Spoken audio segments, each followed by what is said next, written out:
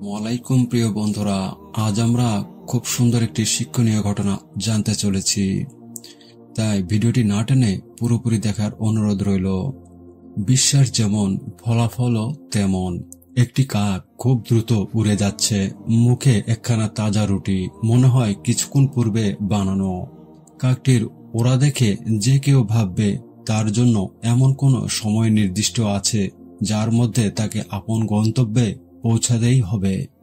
এজন্যই বোধহয় তার এত তাড়াহুড়া, এত ব্যস্ততা। বিখ্যাত বুজুর্গ হযরত মালিক বিন দিনার রাদিয়াল্লাহু তাআলা আনহু হজ শেষে বাড়ি ফিরছিলেন। পথিমধ্যে একটি কাকের চলার ভঙ্গি দেখে তার মনে সন্দেহ হলো। ভাবলেন, নিশ্চয় এর কোনো কারণ আছে, রহস্য আছে। এ রহস্য আমাকে উদ্ঘাটন করতে হবে। তিনি কৌতূহলী মন নিয়ে কাকটির পিছনে দ্রুত চলতে লাগলেন। কিছু দূর যাওয়ার পর দেখলেন কাকটি উঠতে উঠতে একটি গর্তের মধ্যে ঢুকে পড়ল। হযরত মালিক বিন দিনার রাদিয়াল্লাহু তাআলা আনহু বলেন, সেখানে গিয়ে আমি একটি বিস্ময়কর ঘটনা প্রত্যক্ষ করলাম। দেখলাম সেই গর্তের মধ্যে হতে হাত পা বাঁধা অবস্থায় এক লোক চিত হয়ে পড়ে আছে, আর কাকটি রুটি ছিঁড়ে ছিঁড়ে তাকে খাওয়াচ্ছে। একজন অসুস্থ স্বামীর মুখে তার স্ত্রী যেভাবে সোহাগ ভরে খাবার উঠিয়ে দেয়, কাকটির অবস্থা দেখে আমার তাই মনে হলো। বেশ কিছুক্ষণ এ দৃশ্য অবলোকন করার পর আমি যখন আরেকটু অগ্রসর হলাম, তখন কাকটি উড়ে গেল। আমি লোকটির নিকটে গেলাম। আমাকে দেখে সে কাঁদতে লাগলো। আমি বললাম, আপনি কে? এখানে কিভাবে এলেন? আপনার অবস্থায় বা এমন কেন? উত্তরে সেই লোকটি বলল, আমি হজ করে দেশে ফিরছিলাম। পথিমধ্যে ডাকাত দল আমার সমুদয় মালপত্র ও টাকা পয়সা কেড়ে নেয়। অতঃপর যাওয়ার সময় আমাকে হাত পা বেঁধে এ গর্তের মধ্যে ফেলে রেখে চলে যায়। ডাকাত দল চলে যাওয়ার পর একই অবস্থায় আমার 5 দিন কেটে যায়। ক্ষুধার যন্ত্রণায় চোখে অন্ধকার দেখতে থাকি। মনে হলো এই বুঝি আমার প্রাণবায়ু চিরদিনের মতো বের হয়ে চলে যাবে। কিন্তু খোদার অপরিসীম দয়ায় এখনো আমি বেঁচে আছি।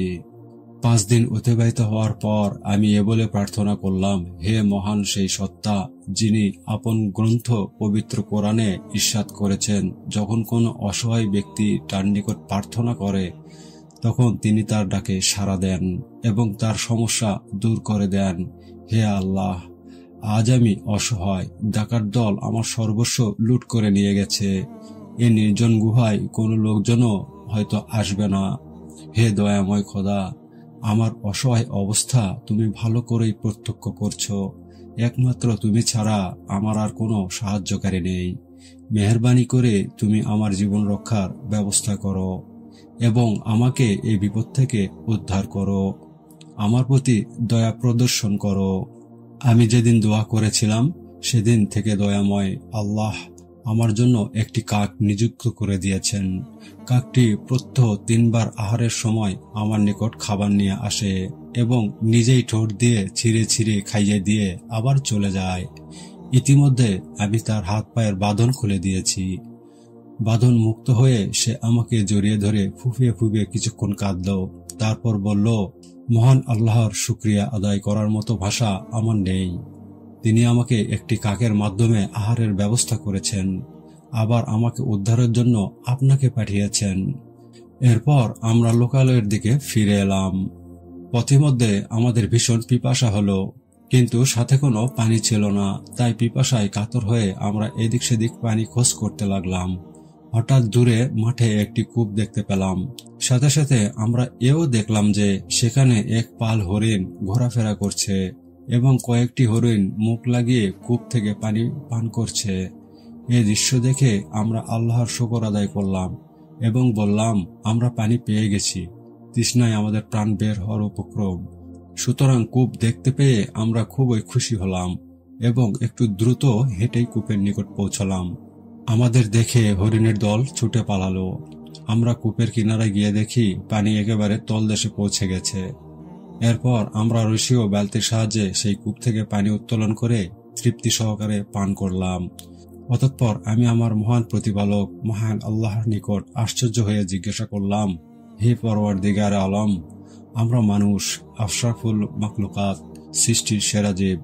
আমরা তোমারই ইবাদত করি, রুকু দেই, সিজদা করি, তোমার কালাম তিলাওয়াত করি। আর হরিণ, সে তো জানোয়ার, তাদের মধ্যে বিবেক নেই, বুদ্ধি নেই, তারা তোমার ইবাদত করে না, রুকুও করে না, সিজদাও দেয় না, তথাপি তাদের জন্য কূপের পানি উপরে তুলে দিলে আর আমাদেরকে কূপের তলদেশ থেকে কষ্ট করে পানি উত্তোলন করে পান করতে হলো। হে খোদা, তোমার এ খেলা বুঝে আসলো না। এমন সময় গায়েব থেকে আওয়াজ এলো, হে মালিক বিন দিনার, শুনে রাখো, হরিণ সর্বদা আমার প্রতি ভরসা রাখে। পানি পানের দরকার হলে তারা রশি বালতি তালাশ করে না, প্রয়োজন বোধ করে না। আমি তাদের পানি পানের সুব্যবস্থা করব, এই ধীর বিশ্বাস নিয়েই তারা আগমন করে। সুতরাং আমি তাদের বিশ্বাস মতোই তাদের সাথে মেলামেশা করি। আর তোমরা তো পানির পিপাসা হলে রশি বালতির খোঁজ করতে থাকো, বিভিন্ন মাধ্যম তালাশ করো। সুতরাং তোমাদের সাথেও আমি ওইরূপ ব্যবহারই করে থাকি যেরূপ তোমরা বিশ্বাস রাখো।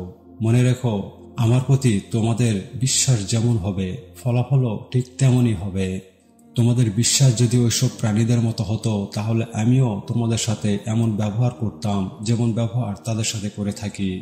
প্রিয় ভাই ও বোনেরা, তাওয়াক্কুল বা আল্লাহর উপর ভরসা সংক্রান্ত এই ঘটনাগুলি আশা করি আপনাদের ভালোই লেগেছে। আরো 3টি কথা না বললেই নয়, যেগুলো আমি আপনাদের সামনে তুলে ধরছি।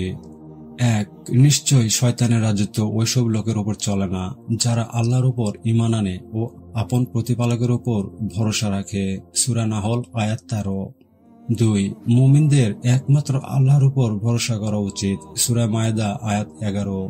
নাম্বার 3, যদি তোমরা মুমিন হও তবে একমাত্র আল্লাহর উপরেই ভরসা করো। সূরা মায়েদা আয়াত 23।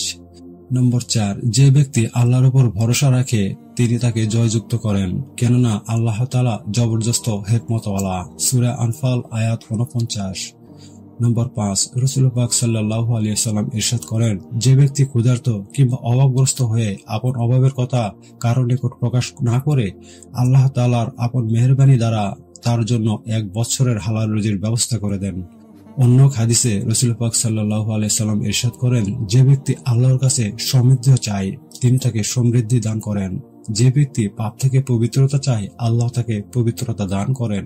উপরের হাত নিচের থেকে উত্তম এমন কোন লোক নেই যে ভিক্ষার দ্বার খোলে অথচ আল্লাহ তাআলা তার জন্য অভাবের দ্বার খোলেন না। আল্লাহ তাআলা আমাদের সবাইকে প্রকৃত তাওয়াক্কুল নসিব করুন, আমিন।